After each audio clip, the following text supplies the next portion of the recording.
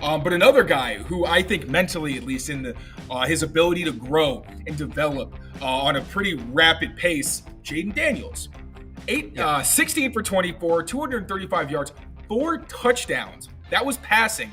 Running, he had 11 carries for 120 yards, a 10.9 average.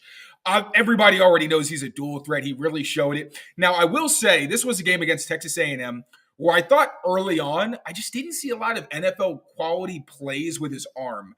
I didn't see like a ton of anticipation. Granted, I'm watching the broadcast, so it's hard to really know. But I wasn't seeing like a ton of anticipation throws. I wasn't seeing any really challenging plays or anything like that. He was making stuff happen with his legs.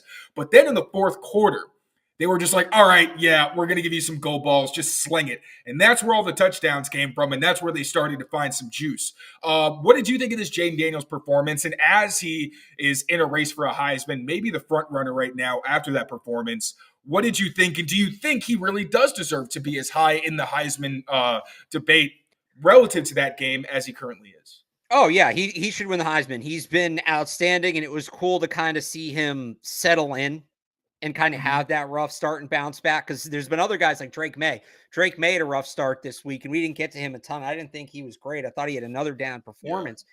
Drake May didn't start great, and it snowballed on him. Whereas Jayden Daniels, and that's a game that, Texas A&M just fired Jimbo Fisher, right? They're bringing in a new head coach. I could understand how LSU might overlook that game, or at the very least, it's a tough game to prepare for. So I get it. He came out a little slow. Bounce back in the second half. Yeah, it's not Texas A&M isn't the most talented team, despite all the money they spent on NIL. Or if they are talented, they're not using the players right. But it's an SEC defense. It's a top half of the SEC team that he tore up. He was outstanding again. I talked about it before. Like he's the anti-Bo Nix, where that big play potential is just, there's so much. You're just drooling seeing what he can do if he's put in the right situation in the NFL, and he flashed a little bit more of that. So I see people in the chat talking about his size. That is obviously the chief concern. Yeah. His size, and just does he take care of himself? He's very reckless when he runs the ball in terms of taking tackles rather than going out of bounds or sliding. But no, he's been, I said this year has been a roller coaster for a lot of quarterbacks. And I mean that in like, a lot of guys are not where they were when the season started in terms of draft expectations. Jayden Daniels, his draft projections hardly been consistent, but it's just constant. It's shooting up. It's just shooting straight up, and it continues to do that. FanDuel is the exclusive wagering partner of the CLNS Media Network. Right now, new customers get $150 in bonus bets with any winning $5 moneyline bet. FanDuel, official partner of the NFL. Real quick, Dane Brugler came out with his first mock draft. Yeah. At number 2, he had the Patriots taking Drake May.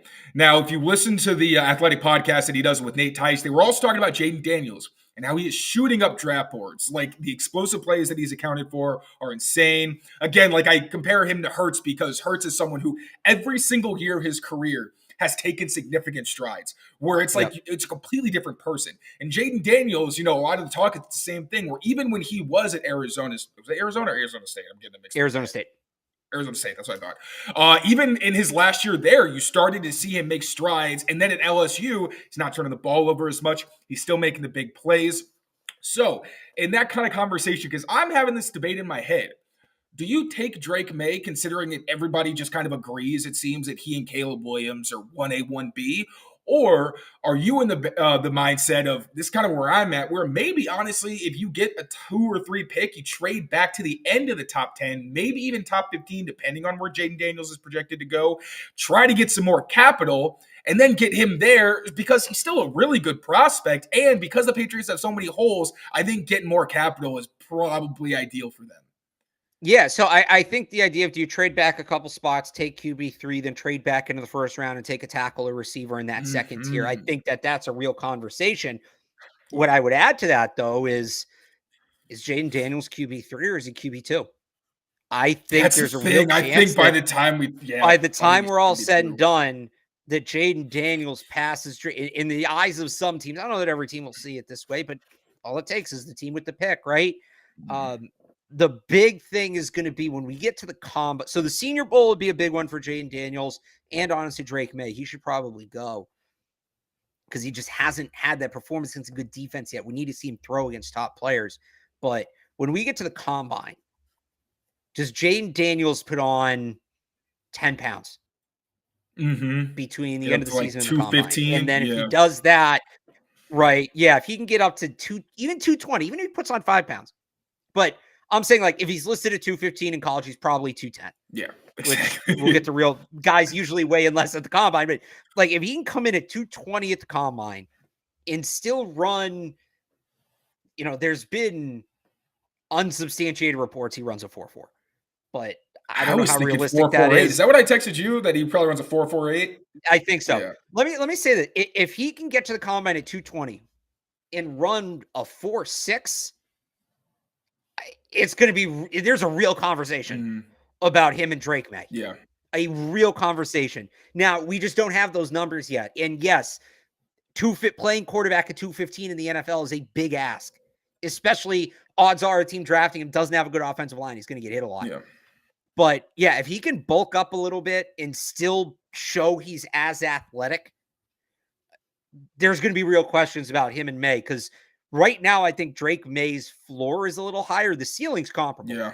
I do believe the ceiling on the two is comparable. There's just a little less bust potential with Drake May because of his size. And I think the pedigree is part of it. Drake May was a 5-star recruit, originally committed to Alabama, all of that. Jayden Daniels, this guy that's, he's kind of had a journey, 5-year college player, had a transfer, multiple college coaches. That's sort of what's setting them apart right now.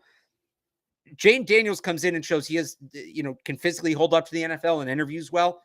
Yeah, he's going to be right there with Drake May. I agree. And again, I need to watch y'all 22, and that's been my thing is I'm trying to get my hands on enough tape that I can definitively really see these guys as quarterbacks, not as athletes, not as guys with arm talent. Yeah. Like I honestly, having a good arm is great. Obviously, everybody wants somebody with an arm. That just doesn't do it for me. I need to see how you play the position, how you process the game. And from what I've seen, Jayden Daniels, in terms of like consistency and using his athleticism as a bonus rather than a crutch, I think that it's like him in a class by himself. And then it's like Caleb Williams and Drake May as guys who are more physically, maybe, I wouldn't even say more exciting, because like you said, Drake May, I think is comparable. But yeah, I absolutely agree that he could really sneak up and make it a conversation.